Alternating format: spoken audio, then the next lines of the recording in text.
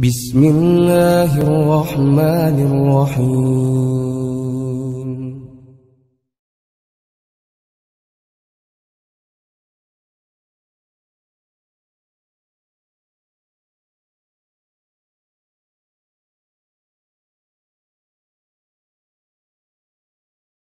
Alhamdulillahilladzi domina sa'adata fid dunya wal akhirah liman amana wa amila amalan sholihah.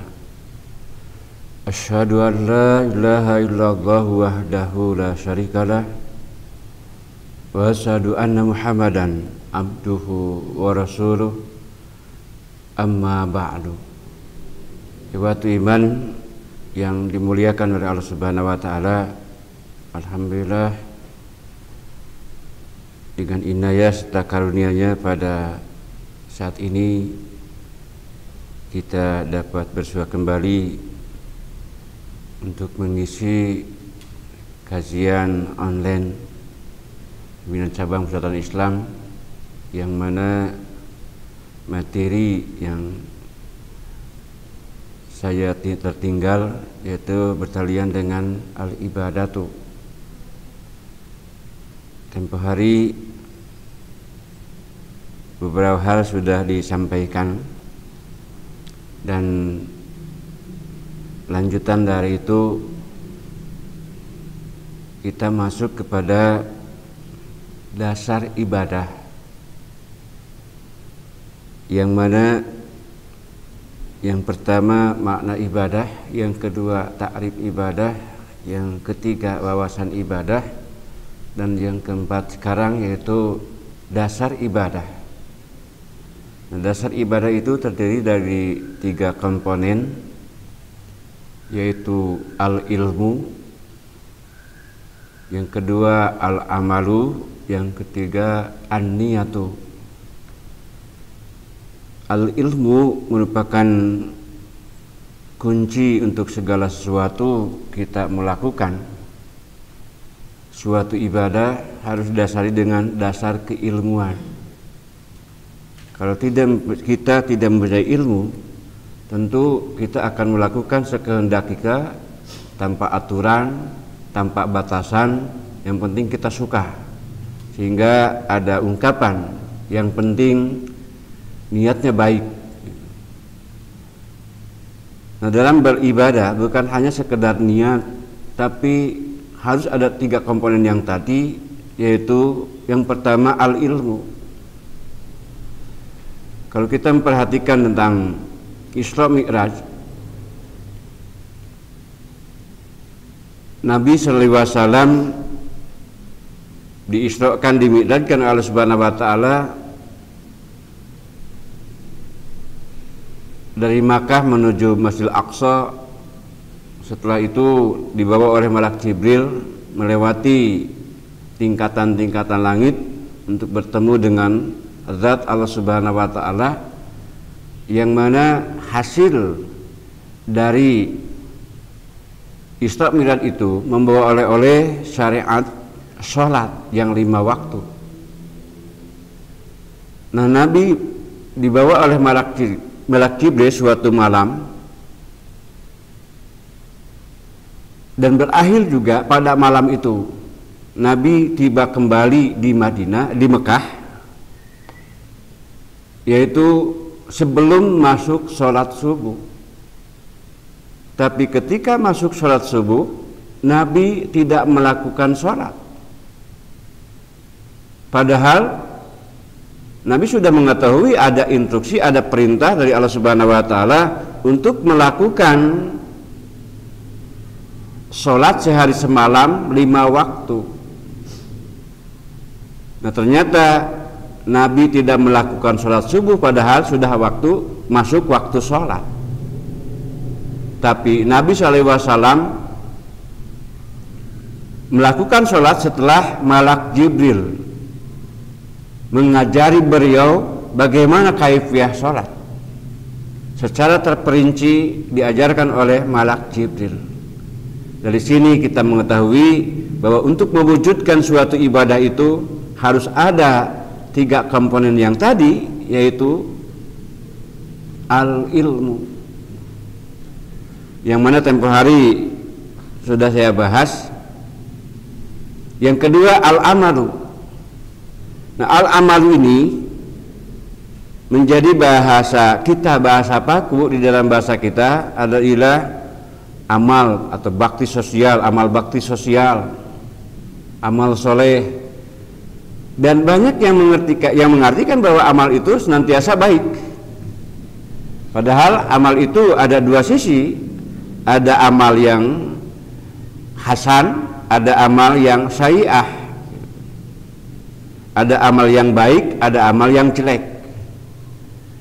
Seperti diungkapkan di dalam surah Jaljalah, wa may ya'mal misqala dzarratin khairan yarah wa may ya'mal misqala dzarratin syarran yarah. Menunjukkan bahwa amal itu bisa khair, bisa syar. Dan kalau ada pertanyaan apa amal itu, banyak orang yang menjawab ya amal mah amal aja. Amal itu pekerjaan. Nah, di sini perlu juga memberikan sedikit penjelasan bahwa amal itu berbeda dengan pekerjaan. Karena semua amal pasti pekerjaan, tapi semua pekerjaan belum tentu berhasil menjadi nilai amal. Bagaimana hewan,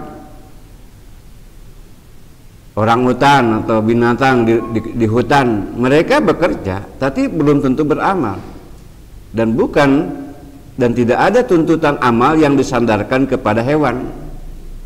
Begitupun kerbau, sapi bekerja di ladang, mereka bekerja tapi bukan beramal. Dan makanya disebutkan bahwa amal itu hal khusus lebih khusus daripada kerja. Di dalam suatu kitab disebutkan al-amalu kullu fi'lin yakun bi qasdin. Ungkapan al-amalu itu adalah setiap pekerjaan yang keberadaannya disertai dengan tujuan. Barangkali disinilah Imam Al-Bukhari membuat satu bab al-umuru bimaqasidiha. Perkara-perkara itu, urusan-urusan itu berdasarkan kosdunnya. Maka di kita sebagai gambaran bisa melaksanakan, atau orang yang masbuk tertinggal datang ke kampung halaman waktu asar, masuk masjid, orang sudah melakukan sholat asar, dia belum melakukan sholat zuhur. Nah, dia bermakmum kepada yang sholat asar. Nah, disinilah kosdunya masing-masing. Yang masbuk melaksanakan sholat zuhur, yang mukim melaksanakan sholat asar, padahal berjamaah. Menunjukkan bahwa disinilah amal perlu kepada dasar juga, yaitu niat. Para hadirin yang dimuliakan, ikhwat iman yang dimuliakan Allah Subhanahu wa taala. Nah, di dalam surah Al-An'am Allah Subhanahu wa taala berfirman, a'udzubillahi minasyaitonirrajim, likullin darajatun mimma amilu wa ma rabbuka bighafilin amma ya'maluna. Dan masing-masing orang akan memperoleh derajat-derajat, yaitu penghargaan yang seimbang dengan apa yang mereka kerjakan. Nah, ayat ini menekankan bahwa setiap orang akan mendapatkan nilai dari apa yang mereka amalkan, dari apa yang mereka kerjakan. Tergantung muatan modal, waktu, faktor kesulitan, semua itu diperhitungkan bahwa akan mendapatkan nilai, akan seimbang dengan yang diusahakan. Disinilah barangkali bijak Rasulullah SAW menjelaskan bahwa salatul jamaati afdalu min salatil fadhi ala sab'in wa isrina darajat. Salat berjamaah lebih utama daripada salat sendiri, 27 derajat. Kalau salat sendiri ya tentu tidak ada hal-hal yang lain. Tapi salat berjamaah ada hal-hal kaifiyah, ada biat berjamaah yang harus diperhatikan. Iwatu iman yang dimuliakan Allah Subhanahu wa taala. Nah, pada ayat yang tadi disebutkan likullin darajatun mimma amilu. Bagi masing-masing orang akan memperoleh penghargaan-penghargaan, derajat-derajat yang seimbang dengan apa yang mereka amalkan. Wa ma rabbuka bighafilin amma ya'maluna. Dan Tuhanmu tidak lengah dari apa yang mereka amalkan. Nah, akhir ayat ini, wa ma rabbuka bighafilin amma ya'malun. Ayat yang ujung ayat ini bukan memberitahukan, tapi ayat ini ancaman. Dalam artian awas, jangan salah mata hati, jarum hati dalam beramal, karena tidak menutup kemungkinan amalnya baik, amalnya hebat, tapi berakhir dengan sangat mengenaskan. Di sini Allah menerangkan wa ma rabbuka bighafilin amma ya'malun. Dan Tuhanmu tidak lalai, tidak lengah atas apa yang mereka amalkan. Para hadirin, iwatu iman yang dimuliakan Allah Subhanahu wa taala. Nah, komponen yang ketiga adalah al-ikhlas. Yaitu komponen al-amalu, al-ilmu, al-amalu dan al-ikhlasu. Ada atau banyak orang yang mengatakan bahwa segala sesuatu harus dilandasi dengan keikhlasan, tapi tidak sedikit orang yang tidak mengetahui apa yang dimaksud dengan ungkapan al-ikhlasu itu. Ada yang beranggapan yang penilaian negatif, seperti ketika seseorang memasukkan anaknya di madrasah, apalagi madrasah di kampung, ketika pihak madrasah memberikan kartu untuk iuran, maka orang tuanya langsung mengungkapkan, lah pirage sekolah di madrasah ikhlas we atuh sakitu mah. Nah, disinilah salah persepsi bahwa ikhlas itu dimaknai dengan makna gratis. Padahal ikhlas itu bukan gratis, tapi ikhlas itu menunaikan amalan sesuai dengan prosedur yang digariskan dan digoreskan, yang bertalian dengan amalan dalam Islam, yaitu al-ibadatu, sesuai digariskan dan digoreskan oleh Allah Subhanahu wa taala dan dicontohkan oleh Rasulullah SAW. Sini juga disebutkan bahwa kenapa ungkapan dalam menunaikan suatu ibadah itu ada kalanya didahulukan ikhlasnya, ungkapan ikhlasnya, ada kalanya diterkemudiankan ungkapan ikhlasnya, seperti dan ibadah haji. Dalam suatu ayat Allah Subhanahu wa taala berfirman, walillahi alla nasi hijul baiti man istata'a ilai sabilah. Lillahinya, ungkapan lillahinya dikedepankan, walillahi alla nasi. Tapi ternyata pada ayat yang lain, atimul hajja wal umrata lillah. Di sini menunjukkan walaupun sama-sama lillah, tapi ada hal konotasi yang membedakan lillah yang diawali dipertamakan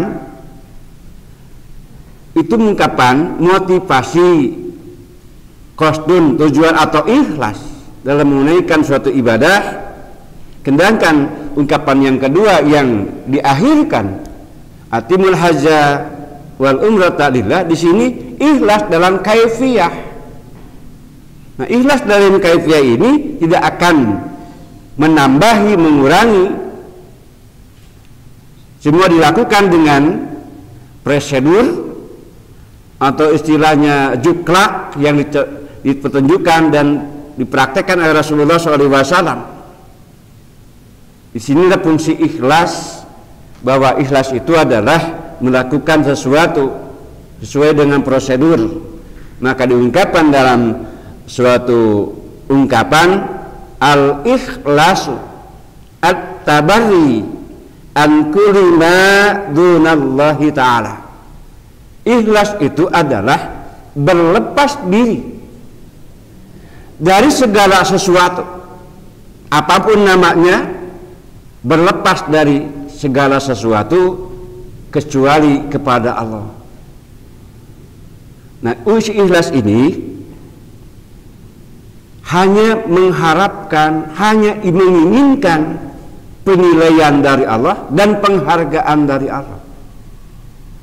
Tidak menginginkan pujian, tanda penghargaan, tanda jasa dari makhluk, tapi hanya mengharapkan pujian dan penghargaan dari Allah Subhanahu wa Ta'ala.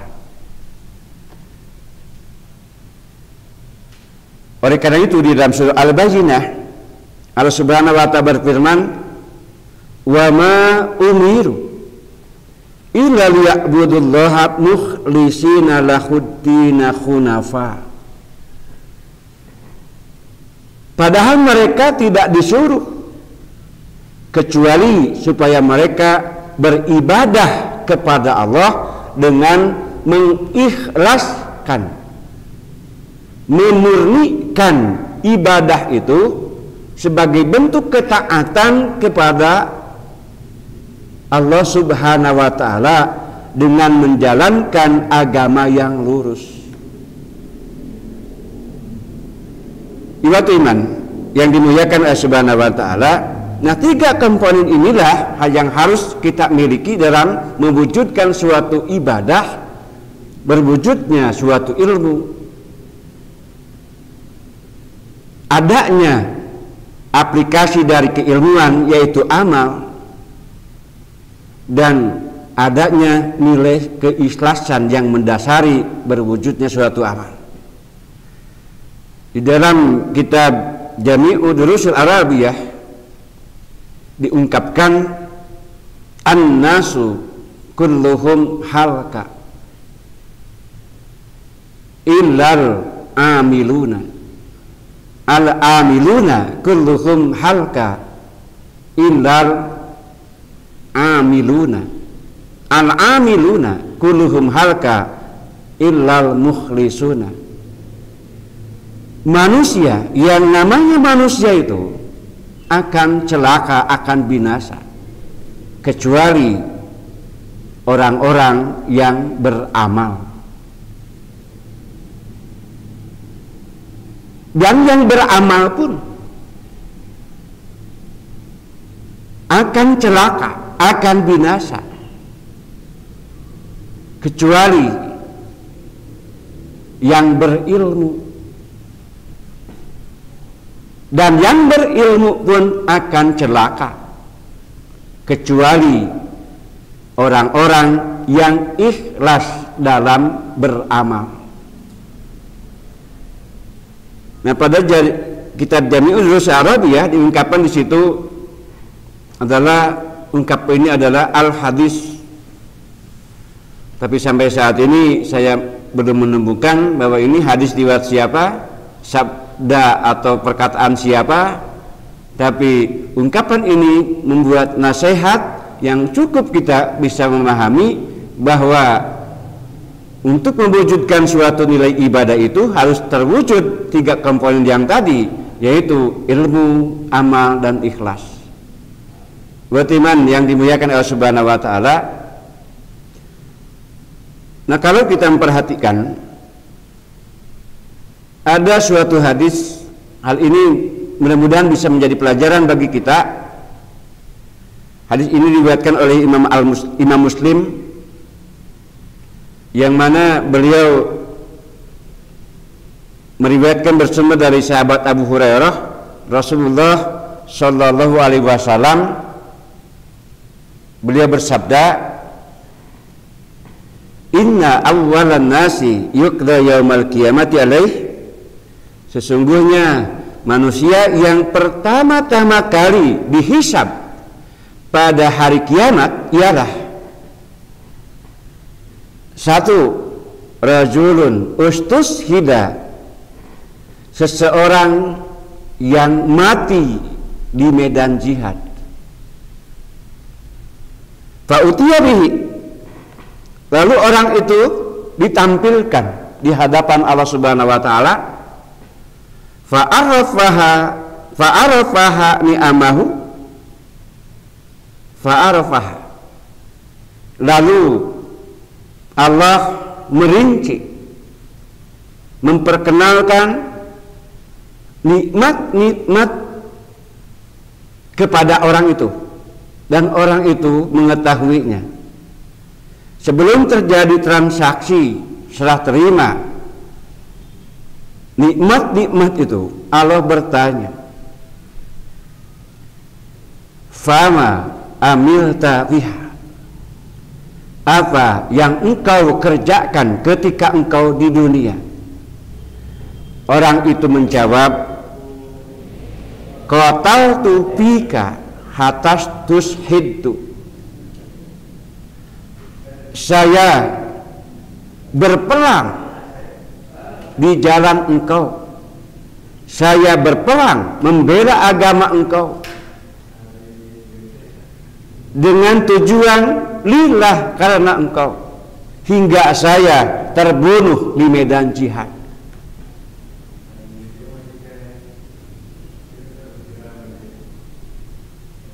Lalu Allah berfirman, kadzabta walakinnaka qatalta li ayyuqala jari'un. Firman Allah, engkau berbohong,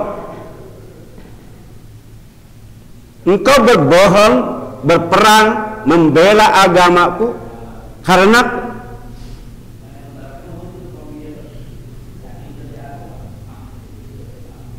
tapi engkau berperang bukan karena aku, tapi engkau berperang supaya disebut pemberani. Waqad qila, dan sungguh engkau sudah mendapatkan sanjungan pujian bahwa engkau sebagai pemberani. Suma umira bihi, kemudian diperintahkan agar orang itu dibawa, fasuhiba ala wajhihi hatta ulqiya finnar, kemudian orang itu digusur dengan muka di bawah, kaki di atas, hingga dilemparkan ke dalam api neraka. Buat iman yang dimuliakan oleh Allah Subhanahu wa taala, kalau kita memperhatikan perjuangan membela agama, membela Islam itu bukan masalah ringan. Perlu keberanian, perlu waktu, perlu juga dana yang tidak sedikit, harus mengerti strategi perang, dan harus rela dan ikhlas meninggalkan yang disukai dan dicintai dengan urusan dunia. Dan ada kalanya meninggalkan orang tua, meninggalkan istri, anak, kampung halaman, dan juga yang lainnya ditinggalkan untuk menunaikan tugas yang mulia, yaitu membela agama Allah Subhanahu wa taala. Tapi kalaulah jarum hatinya menyimpang, ada hal-hal muatan lain sehingga ibadahnya atau perjuangannya itu sangat hebat, tapi berakhir dengan sangat mengenaskan. Kenapa? Jarum hati menyimpang. Yang kedua, wa rajulun ta'allamal Qur'ana wa 'allamahu wa qara'al Qur'an. Seseorang nanti akan ditampilkan yang mana orang itu senantiasa mempelajari Al-Quran, mengajarkan Al-Quran, dan membaca Al-Quran. Fa'utiya bihi, kemudian orang itu ditampilkan, fa'arafa ni'amahu fa'arafaha, kemudian Allah memperkenalkan nikmat-nikmat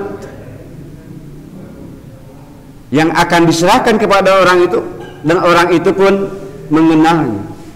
Sebelum terjadi transaksi, Allah menyerahkan nikmat-nikmat itu.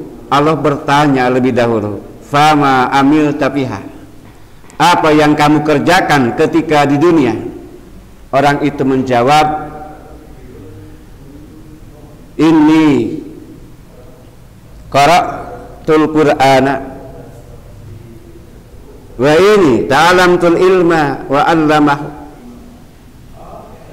wa qara'al Qur'ana.